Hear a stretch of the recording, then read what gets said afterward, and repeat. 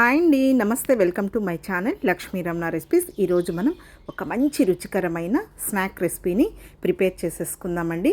అదేంటంటే మంచి కరకరలాడే పకోడీ అండి. తోటకూరతో పకోడీ అండి. మామూలుగా మనం ఉల్లిపాయ పకోడీ, తర్వాత పుదీనా పకోడీ, అలా డిఫరెంట్ స్టైల్లో మనం పకోడీలు చేస్తూ ఉంటాం కదా అండి. మీరు ఈసారి ఈ విధంగా తోటకూరతో మంచి రుచికరమైన పకోడీల్ని ప్రిపేర్ చేసుకొని చూడండి. చాలా టేస్టీగా ఉంటాయి. ఈవినింగ్ టీ టైం స్నాక్గా చాలా బాగుంటాయి. అలాగే మనం పప్పు, సాంబార్, రసం, పచ్చడి అలా చేసుకున్నప్పుడు ఈ విధంగా మనం పకోడీని చేసేసుకొని సైడ్ డిష్గా తినచ్చండి. కరకరలాడుతూ చాలా బాగుంటాయి. చేసుకోవడం చాలా సింపుల్ అండి. ఒక 10 నిమిషాల్లో మనం ఈ తోటకూర పకోడీల్ని ప్రిపేర్ చేసేసుకోవచ్చు. చూడండి ఎంత కలర్ఫుల్గా ఉన్నాయి కదా అండి. టేస్ట్ కూడా చాలా బాగుంటాయి. కాబట్టి ఈరోజు మనం ఈ కరకరలాడే తోటకూర పకోడీల్ని ఎలా ప్రిపేర్ చేసుకోవాలో కావలసిన పదార్థాలు, తయారీ విధానం ఒకసారి చూద్దామండి.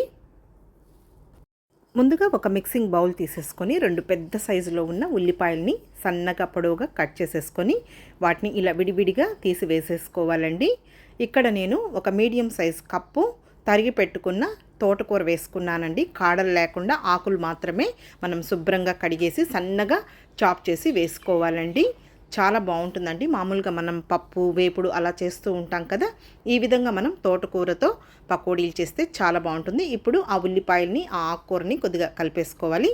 ఇప్పుడు ఇందులో ఒక 5 పచ్చిమిరపకాయల్ని చిన్న చిన్న ముక్కలుగా కట్ చేసి వేసుకొని, అలాగే ఒక గుప్పెడు తరిగి పెట్టుకున్న కొత్తిమీరను వేసేసుకోవాలి. కొద్దిగా కరివేపాకును కూడా సన్నగా కట్ చేసి వేసుకోవాలి. తర్వాత ఒక గుప్పెడు పుదీనా ఆకులను కూడా సన్నగా చాప్ చేసి వేసేసుకోవాలండి. ఇప్పుడు ఇవన్నీ వేసిన తర్వాత బాగా ఇదంతా కూడా కలిసేటట్లు మనం ఈ విధంగా కలిపేసేసుకోవాలి. ఎందుకంటే తడి ఉంటుంది కాబట్టి మనం ఆ తడిని బట్టి మనం ఆ పిండిని కలుపుకోవడానికి నీళ్లు వేసేసుకోవాలి. ఇప్పుడు ఇందులో ఒక మీడియం సైజ్ కప్పు శనగపిండి వేసుకోవాలండి.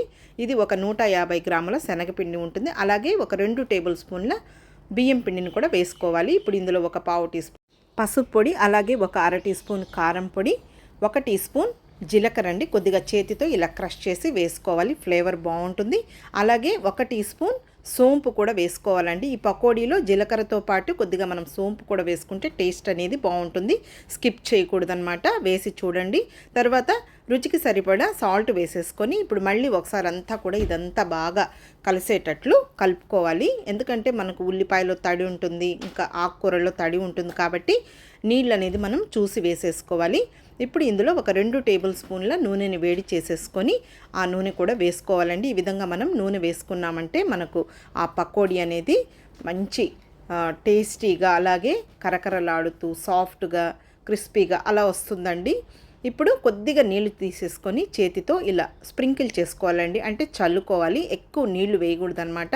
పకోడీలకి మనం ఎక్కువ నీళ్లు వేసేసామంటే మనకు బోండాలు లెక్క వచ్చేస్తాయండి. కాబట్టి కొద్దిగా నీళ్లు చల్లేసుకోవాలి. చూడండి ఈ విధంగా పిండి అనేది మనం కలిపేసేసుకోవాలి. ఈ విధంగా ఉండాలండి పకోడీలు వేసుకోవడానికి. ఇప్పుడు మనం వీటిని ఫ్రై చేసుకోవడానికి ముందుగా స్టవ్ వెలిగించుకొని పాన్ పెట్టేసుకుందాము. ఇప్పుడు ఇందులో ఆయిల్ వేసేసుకుందాం. ఆయిల్ కూడా మరీ ఎక్కువేం అవసరం లేదండి. ఇప్పుడు మనం ఒకసారి చేతిని తడుపుకొని పిండిని కొద్దిగా తీసుకుంటూ చూడండి ఈ విధంగా మనం పకోడీలు వేసుకోవాలి. కొంతమందికి పొడి పొడిగా ఇష్టం అండి, కొంతమంది కొద్దిగా ముద్దగా పకోడీలు ఉంటే ఇష్టం. మీకు ఎలా నచ్చితే అలా వేసేసుకోవచ్చండి.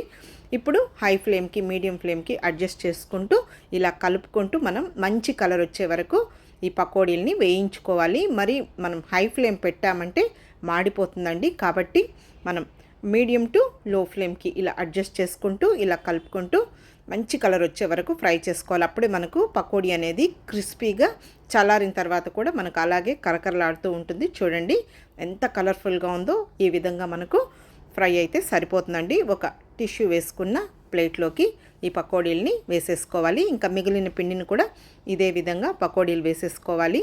అంతే అండి, నేను అన్ని పకోడీలు కూడా ప్రిపేర్ చేసి పెట్టేశాను. చూడండి ఎంత సింపుల్గా మనం ఎప్పుడూ తినే ఉల్లిపాయ పకోడీ కాకుండా ఈ విధంగా ఆకుకూరలతో కూడా మనం పకోడీలు చేసుకోవచ్చండి. చాలా టేస్టీగా ఉంటాయి. ఈవినింగ్ టీ టైం స్నాక్గా బాగుంటుంది. అలాగే మనం పప్పు, సాంబార్, రసం అలా చేసుకున్నప్పుడు సైడ్ డిష్గా బాగుంటుందండి. కాబట్టి మీరు కూడా ఒకసారి తప్పకుండా ఈ తోటకూర పకోడీల్ని ట్రై చేసి మళ్ళీ ఎలా వచ్చిందో కామెంట్ చేయండి. ఈ వీడియో మీకు నచ్చితే లైక్ చేయండి, షేర్ చేయండి. కొత్తగా చూస్తున్న వారైతే నా ఛానల్ని తప్పకుండా సబ్స్క్రైబ్ చేసుకోండి. మన ఛానల్లో మంచి మంచి రెసిపీస్ ఉన్నాయండి, ఒకసారి చూసి తప్పకుండా ట్రై చేయండి. ఇంకొక మంచి వీడియోతో మళ్ళీ కలుద్దాం. నమస్తే అండి.